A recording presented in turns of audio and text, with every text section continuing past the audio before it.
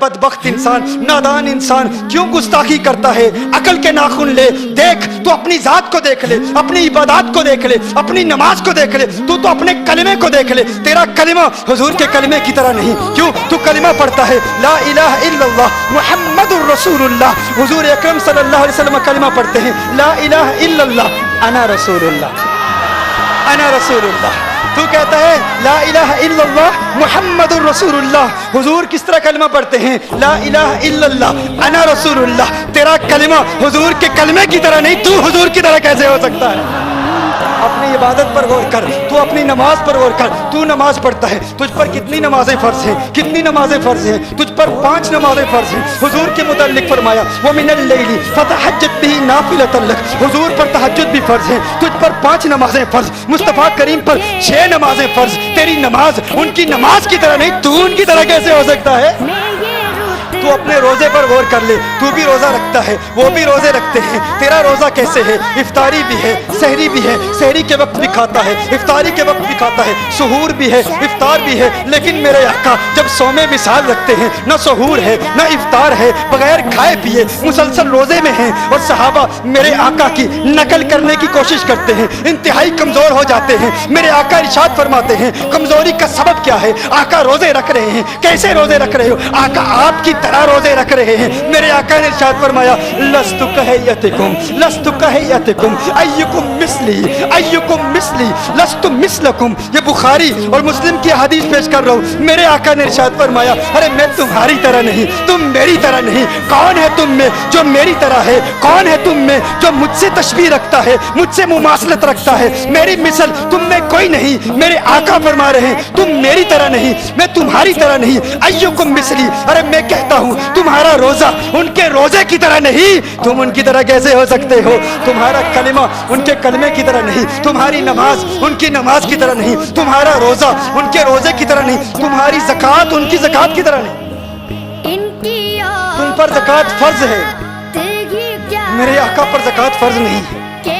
तुम्हारे अरकाने इस्लाम 5, आका के अरकाने इस्लाम 4। अरे तुम्हारे अरकाने इस्लाम आका के अरकाने इस्लाम की तरह नहीं, तुम आका की तरह कैसे हो सकते हो? और जानते हो आका पर ज़कात फर्ज क्यों नहीं है?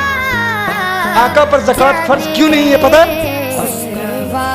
ज़कात की अदायगी के लिए शर्त यह है कि मालिक की मिल्क से खारिज हो, निकल कर काबिज की मिल्क में आ जाए। ज़कात की फर्जियत कब अदा होती है? जब मालिक की मिल्कियत से निकले और काबिज की मिल्कियत में आ जाए। जो उस पर कब्जा करे वो उसका मालिक बन जाए, तब ज़कात अदा होती है। ये अदायगी ज़कात के लिए शर्त है। देखो एक जुज़िया है फिक़्ह का, अल वलदु वमा फी यदिही कान लिअबीही, अल वलदु वमा फी यदिही कान लिअबीही। बेटा और बेटे की सारी मिल्कियत दर हकीकत उसके बाप की मिल्कियत होती है। बेटे के पास जितनी दौलत है, इसीलिए बाप अपने बेटे को ज़कात नहीं दे सकता। बाप अपने बेटे को ज़कात क्यों नहीं दे सकता? क्योंकि बाप अपने बेटे को ज़कात देगा तो बेटे की जितनी भी मिल्कियत है वो दर हकीकत बाप की अपनी है। तो बाप जब उसे देगा तो गोया कि वो अपने आप को दे रहा है, उसकी मिल्कियत से निकलेगी ही नहीं। जब निकलेगी नहीं तो ज़कात अदा नहीं होगी। आप समझ रहे मेरी बात? इसी तरह एक और कानून है अल अब्दु वमा फी यदिही कान लिमौलाहु। ये जुबान उलमा समझ रहे हैं अल अब्दु, और आपको भी समझाऊंगा इंशाअल्लाह। गर्चे मैं खाना सुखन का गदाए जदीद हूँ, हर रंग की शराब प्याले में है मेरे। सरकार का करम, आला हज़रत का करम है।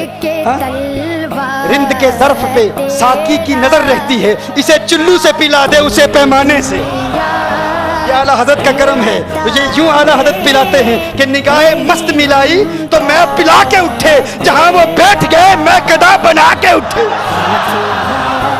ये आला हज़रत का करम। ये मुश्किल बातें हैं लेकिन इंशाअल्लाह बहुत आम अंदाज में समझा दूंगा। अल अब्दु वमा फी यदिही कान लिमौलाहु। अब्द कौन होता है? गुलाम होता है। गुलाम, और गुलाम के पास जितनी दौलत है, गुलाम के पास जितना माल है, दर हकीकत वो उसके आका का है। गुलाम के पास जो कुछ है वो किसका है? उसके आका का है। बहुत कम वक्त है तो गुलाम के पास जो कुछ है वो उसके आका का है। पहले मैंने क्या कहा? बेटे के पास जितनी दौलत है وہ در حقیقت اس کے باپ کی ہے، اسی لیے باپ اپنے بیٹے کو زکوٰۃ نہیں دے سکتا، کیونکہ زکوٰۃ کی ادائیگی کے لیے شرط کیا ہے؟ زکوٰۃ ادا اس صورت میں ہوگی کہ مالک کی ملکیت سے نکل کر قابض کی ملکیت میں آ جائے، تب زکوٰۃ ادا ہوگی۔ اسی طرح اگر کوئی آقا ہے تو وہ اپنے غلام کو زکوٰۃ نہیں دے سکتا، آقا اپنے غلام کو زکوٰۃ نہیں دے سکتا۔ کیوں نہیں دے سکتا؟ اگر آقا اپنے غلام کو زکوٰۃ دے وہ قانون کیا ہے؟ العبد وما فی یدہ کان لمولاه، کہ جو عبد کے پاس دولت ہے، جو کچھ بھی ہے، در حقیقت اس کے آقا کی ہے۔ اب آقا اپنے غلام کو کچھ دے گا تو وہ آقا کی ملک سے نکلے گی ہی نہیں، جب اس کی ملک سے نکلے گی ہی نہیں تو زکوٰۃ ادا ہوگی ہی نہیں۔ تو اب میں پوچھنا چاہتا ہوں، آقا اگر آپ زکوٰۃ دیتے تو دیتے کس کو؟ ارے یہ چاند بھی آپ کا نوکر، یہ ستارے بھی آپ کے غلام، یہ زمین بھی آپ کی غلام، یہ حیوانات بھی آپ کے، یہ نباتات بھی آپ کے، یہ جمادات بھی آپ کے، یہ ساری کائنات آپ کی، یہ سارے غلام آپ کے۔ فرمایا محبوب تجھ پہ زکوٰۃ فرض اس صورت میں ہوتی تو ادا کرتا، تیری ملکیت سے نکلتی۔ ملکیت سے نکلنے کے لیے شرط یہ ہے کہ کسی ایسے کو دے جو خود مالک ہو۔ ارے ساری دنیا تیری نوکر ہے، محبوب تو دے گا کس کو؟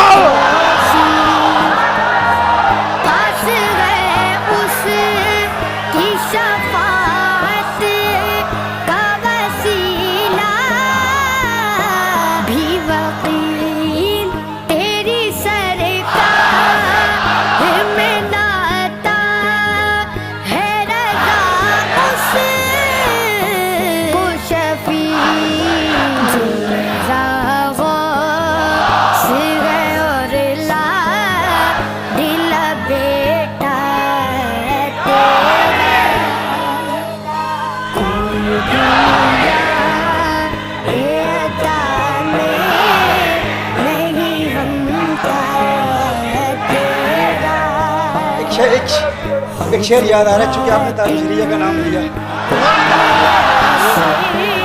سب کچھ ان کا ہے نا، وہ جسے چاہیں دیتے ہیں۔ اشعار بڑے خوبصورت ہیں، مجھے یاد نہیں آ رہے، چونکہ آپ تاج شریعہ کے ماننے والے ہیں، آپ یاد دلا دیجیے گا۔ جہاں بانی عطا کر دیں، آگے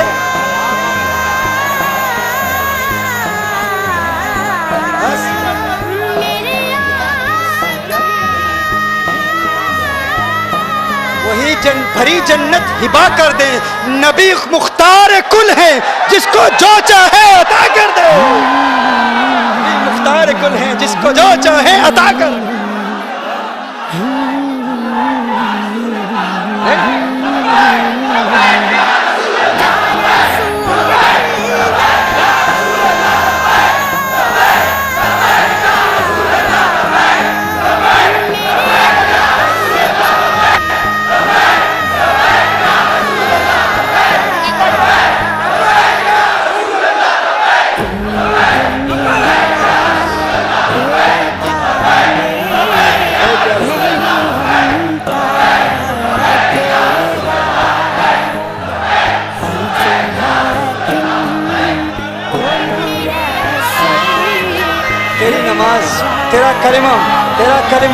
تیرا کلمہ آقا کے کلمے کی طرح نہیں، تیرا کلمہ آقا کے کلمے کی طرح نہیں، تیری نماز آقا کی نماز کی طرح نہیں، تیرا روزہ ان کی روزے کی طرح نہیں، تیری زکوٰۃ ان کی زکوٰۃ کی طرح نہیں، تو ان کی طرح کیسے ہو سکتا ہے؟ ارے اپنی ذات کو دیکھ، اپنی ذات کو دیکھ، اپنی اوقات کو دیکھ، اپنی حیثیت دیکھ، تو کیا ہے، تیری ریالٹی کیا ہے، ان کی ذات کو دیکھ۔ تو کہتا ہے تو ان کی طرح ہے، تو اپنی فیملی کو دیکھ لے، اپنے آباء و اجداد کو دیکھ لے۔ ایک گستاخ نے کہا آقا کے والدین ایمان والے نہیں، الیاذ باللہ۔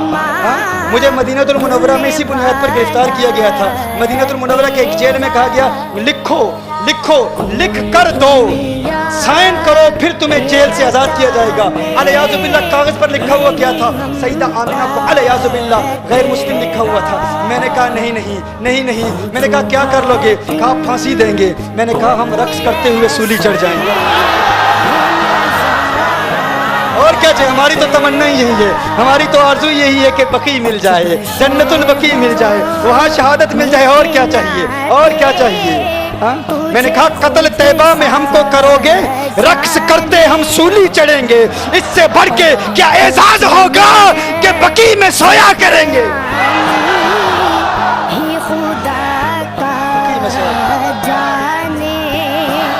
کہا دلیل دو، میں نے کہا دلیل دو، دلیل دی، عقل کے اندھوں نے دلیل دی، کہا دیکھو نبی کریم صلی اللہ علیہ وسلم مقام اقوا میں آئے، میرے آقا صلی اللہ علیہ وآلہ وسلم نے اللہ سے اجازت مانگی کہ اللہ مجھے اجازت دے اپنی ماں کی قبر پر جاؤں، تو اللہ نے اجازت دے دی۔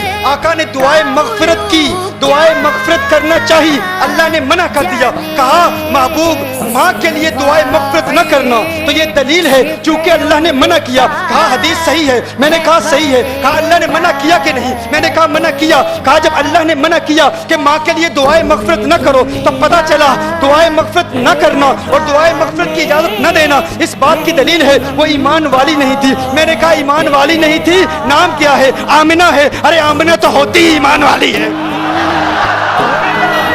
آمنہ نام ہے اور ایمان والی نہیں ہے، آمنہ نام ہے، آمنہ نام ہے۔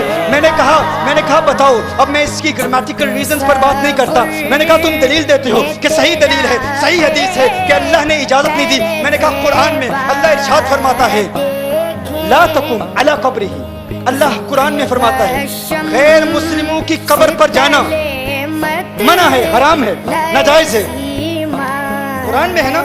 اب یہ اقتداء النص سے ثابت کروں گا، دیکھیے گا، آپ توجہ فرمائیے گا۔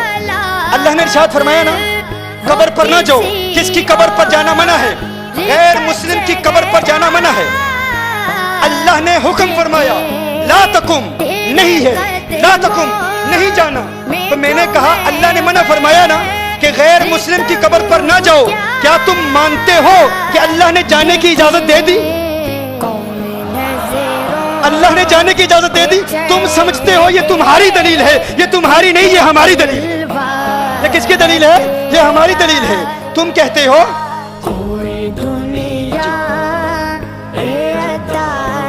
میں گزارش کر رہا ہوں کہ اہل سنت کے ایک عظیم عالم سید بادشاہ حضرت سید